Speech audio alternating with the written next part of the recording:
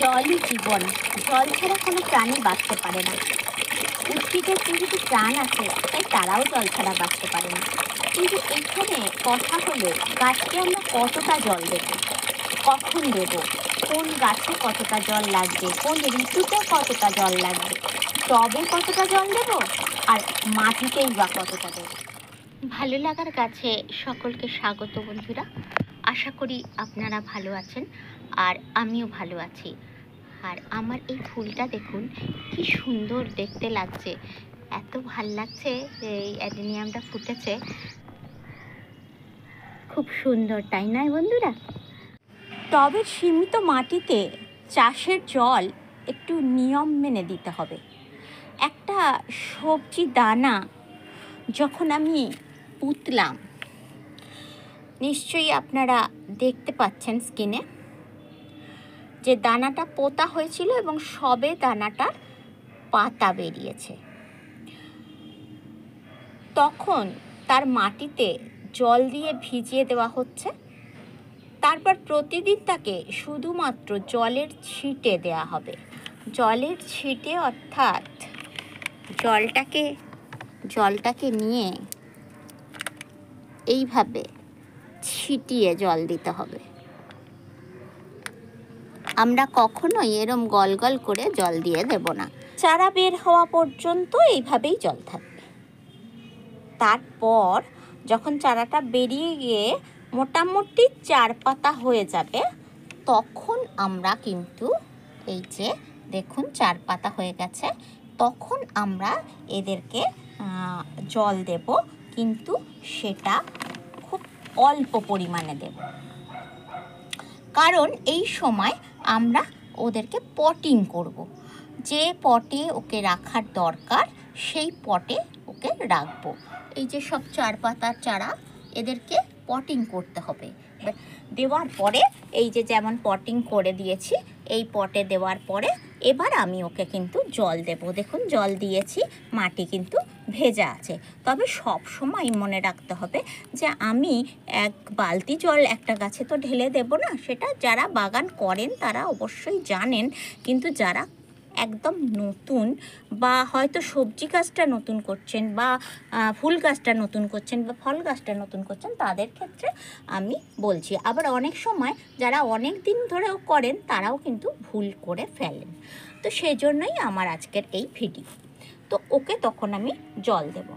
এবার ওকে কিন্তু মাটি দেখে যে ভিজে যদি থাকে তাহলে দেব না, আর যখন শুকনো হয়ে যাবে তখন জল দেব প্রতিদিনই। এই ক্ষেত্রে মনে রাখতে হবে যে গাছে যখন তরল সার দেব, এইবারে তো গাছটাকে সার দেওয়ার সময় হয়ে এসছে, কারণ গাছের পাতাগুলো বড় হয়ে গেছে। এইবারে আস্তে আস্তে ওকে সার দেওয়ার সময় হয়ে গেছে, তখন কিন্তু তরল সার যেদিন দেবো সেদিন কিন্তু জল দেব না। আবার যেসব গাছগুলো গুল্ম বা বৃক্ষ জাতীয়, সেই সব গাছে কিন্তু প্রতিদিন জল লাগবে। এই যে জবা গাছটা, এটা হচ্ছে গুল্ম জাতীয় গাছ, ওর কিন্তু প্রতিদিন জল লাগবে।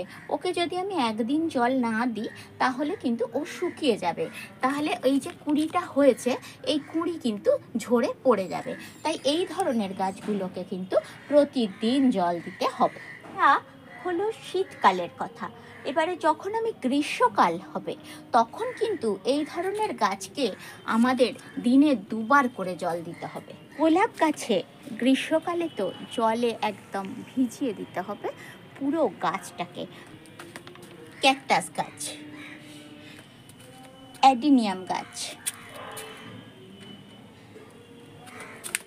স্যাকুলেন্ট প্ল্যান্ট, এমনকি বিভিন্ন রকম ইনডোর প্ল্যান্ট, যে সমস্ত প্ল্যান্টগুলোকে প্রতিদিন জল দেওয়ার কোনো প্রয়োজন নেই, কিন্তু সপ্তাহে 1 দিন জল পেলে ভীষণ খুশি। আর এদেরকে জল দেওয়ার দরকার পড়ে না, সেটাকে দেখে আমাদের দিতে হবে। এবার মাটি যখন এরকম শুকনো হয়ে যাবে তখনই আমরা এদেরকে জল দেব। যদিও এটা আউটডোরে আছে, কিন্তু এগুলো ইনডোরেই থাকে এবং এই ইনডোরে প্ল্যান্টগুলো আমরা কিন্তু জল দেব দেখে মাটি কখন শুকনো হচ্ছে সে। ইনডোরের একটা সবচেয়ে বড় ভালো প্ল্যান্ট হচ্ছে স্নেক প্ল্যান্ট। এই স্নেক প্ল্যান্ট যখন ইনডোরে থাকে, আপনারা আমার ঘরে দেখেছেন, খুবই কম লাগে, সপ্তাহে একদিন জল দিলে যথেষ্ট। তাই ওদের আউটডোরে থাকুক বা ইনডোরেই থাকুক, ওদের জল একদমই লাগে না। রোদে এদের সপ্তাহে 2-3 দিন জল দিতে হয়। যেমন আমার হয়ারা, ওদের জল তো খুব কম লাগে, কিন্তু গ্রীষ্মকালে ওদের কিন্তু সপ্তাহে 2 থেকে 3 দিন জল দিতেই হয়। বর্ষাকালে বুঝি গাছে জল লাগে না, কিন্তু এই কথাটা একেবারেই ভুল। এখন গ্লোবাল ওয়ার্মিংয়ের জন্য বর্ষাকালে সবসময় বৃষ্টিও হয় না। পরপর বেশ কয়েকদিন বৃষ্টি না হলে তখন আমাদের কিন্তু গাছে জল দিতেই হবে। এ তো গেল টবের গাছের কথা। আর এই ফাঁকে দেখিয়ে দিই আমার শিরীষ গাছের সুন্দর ফুলটা। এই যে শিরীষ গাছ, ওকে কিন্তু প্রতিদিনই জল দিতে হয়, কারণ ও বিরাট বৃক্ষ, আর এই বৃক্ষ টবে ছোট্ট হয়ে রয়েছে, তাই ওকে কিন্তু জল দিতেই হয়। মাটিতে চাষের ক্ষেত্রে জলের এত হ্যাপা পোহাতে হয় না। গাছের শিকড় মাটির নিচে চলে গিয়ে জল সংগ্রহ করে নেয় নিজেই।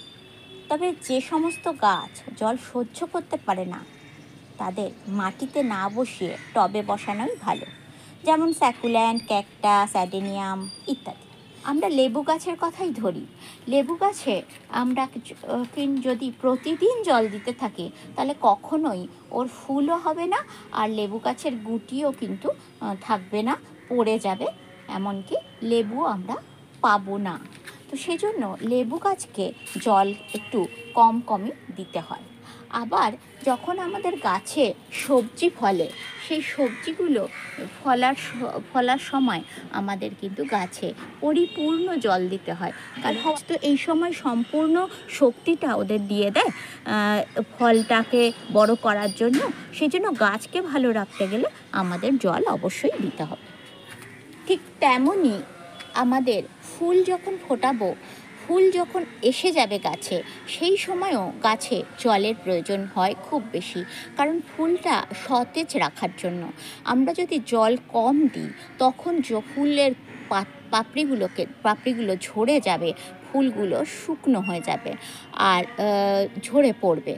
তো ফুল কিন্তু আমরা বেশি দিন রাখতে পারবো না। মাটিকে আমাদের সব সময় ময়েশ্চার রাখতে হবে, এটাই আমাদের মনে রাখতে হবে। সব সময় কিন্তু জল কম লাগে, সেটা ফুল আসুক বা না আসুক।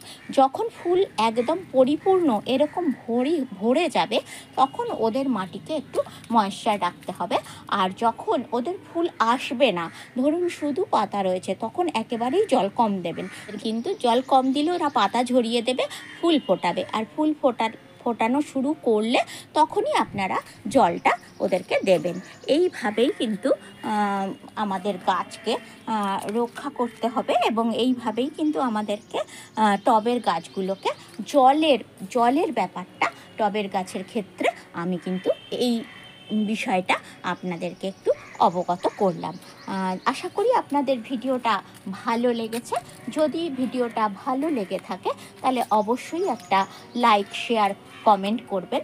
আর আমার যারা সাবস্ক্রাইবার, তাদেরকে অসংখ্য ধন্যবাদ। নতুন বছরে তাদেরকে অনেক শুভেচ্ছা। আর যারা আমার এখনও সাবস্ক্রাইব করেননি, তারা আমার চ্যানেলটিকে একটু সাবস্ক্রাইব করে দেবেন। আর তাদের জন্য রইল নতুন বছরের অনেক শুভেচ্ছা।